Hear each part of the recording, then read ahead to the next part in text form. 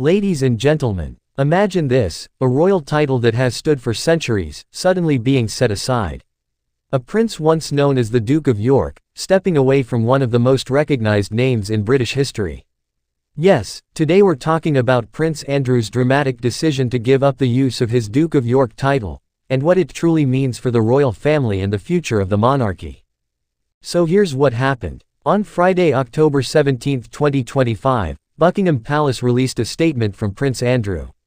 In that statement, the prince announced that, after discussions with King Charles and other members of the royal family, he will no longer use his title or any honors connected to it. Now, this decision didn't come out of nowhere. It follows years of scrutiny surrounding his association with the late financier Jeffrey Epstein, a connection that has repeatedly brought negative attention to the royal family. In his statement, Prince Andrew said he made the choice to prevent distraction from the work of His Majesty and the royal family. He also emphasized that he continues to deny the allegations made against him, but ultimately felt that his duty to the family and the country came first. This move marks one of the most significant steps yet in Prince Andrew's gradual withdrawal from royal life. Let's take a quick look back to understand how we got here. Back in 2019, public criticism over his association with Epstein led the Duke to step away from public duties. In 2022, he reached a legal settlement in a civil case, while maintaining his innocence.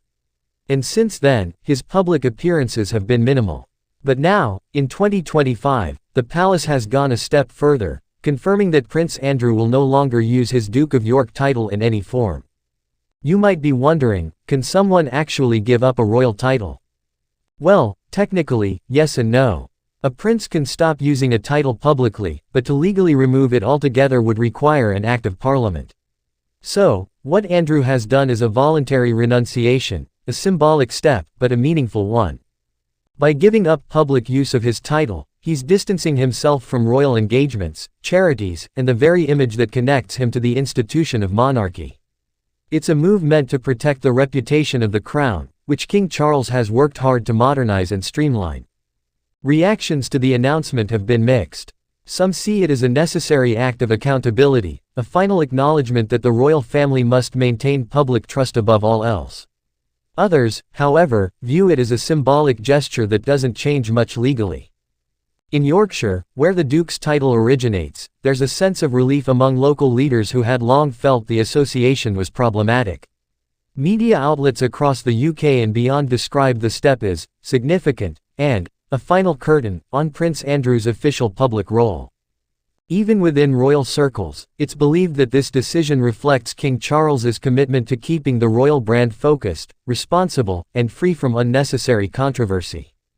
And then there's Sarah Ferguson, Prince Andrew's former wife, who has also faced renewed attention over past correspondence.